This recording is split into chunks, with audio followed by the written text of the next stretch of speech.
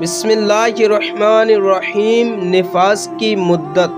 پیارے ناظرین، آج کے اس ویڈیو میں ہم آپ کو نفاس کی مدت بتائیں گے، تو چلیے آج کے اس ویڈیو کو شروع کرتے ہیں۔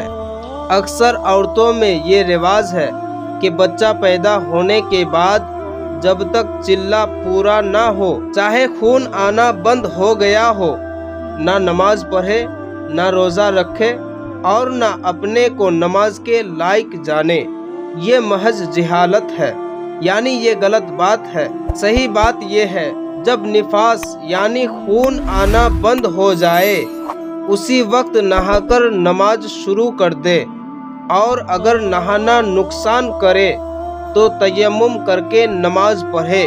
یعنی نفاس کی مدت 40 دن ضروری خیال کرنا غلط فہمی ہے، اور جب تک خون آئے تبھی تک عورت نفاس میں مانی جائے گی۔